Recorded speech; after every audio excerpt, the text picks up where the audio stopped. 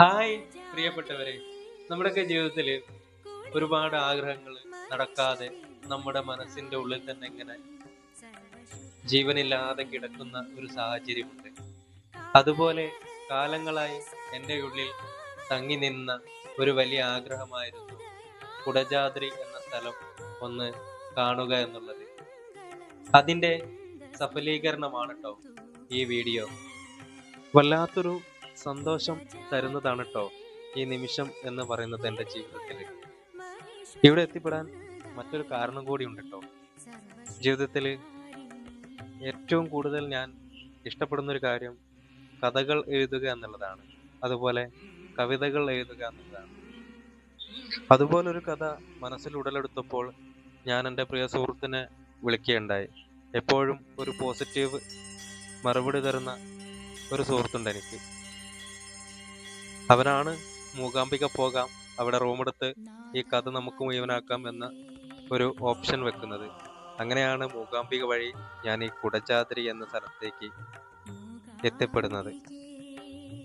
8 പേര് അടങ്ങിയ ഒരു ജീപ്പിൽ ഒരാൾക്ക് 400 രൂപ വെച്ച് അടച്ചുകൊണ്ട് ഞങ്ങൾ കുടജാദ്രി എന്ന 35 കിലോമീറ്റർ ദൂരത്തേക്ക് മൂകാംബികയിൽ നിന്നും യാത്രയായതാണ്.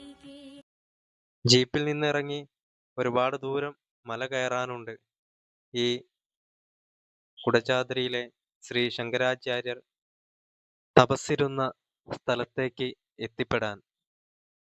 ജീവിതത്തിൽ ഏറ്റവും മനോഹരമായ ഒരു കാലാവസ്ഥ കുടജാദ്രി ഞങ്ങൾക്ക് സമ്മാനിച്ചു.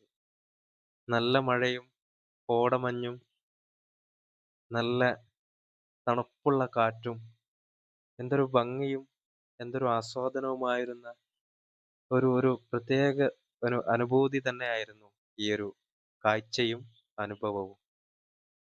കോടമഞ്ഞ് ഇങ്ങനെ പറന്നു പോകുന്ന ദൃശ്യം വരെ നമുക്ക് ദൂരെ നിന്നും കാണാം.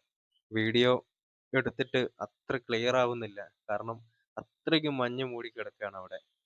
അങ്ങനെ ഒടുവിൽ ഞങ്ങള് നടന്ന് നടന്ന് നടന്ന് ആ ശ്രീ ശങ്കരാചാര്യരുടെ തപസ്സിരുന്ന മണ്ഡപത്തിൽ എത്തുകയുണ്ടായി.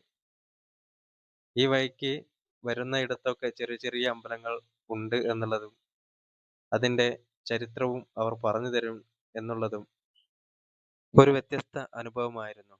ഒടുവിൽ ശ്രീ ശങ്കരാചാര്യരുടെ തപസ്സിരുന്ന സ്ഥലം ദർശിച്ചതിനു ശേഷം ഞങ്ങൾ ഈ സുന്ദരമായ നിമിഷത്തെ നെഞ്ചോട് ചേർത്ത് മലയിറങ്ങി പോരുകയാണ് ഉണ്ടായത്.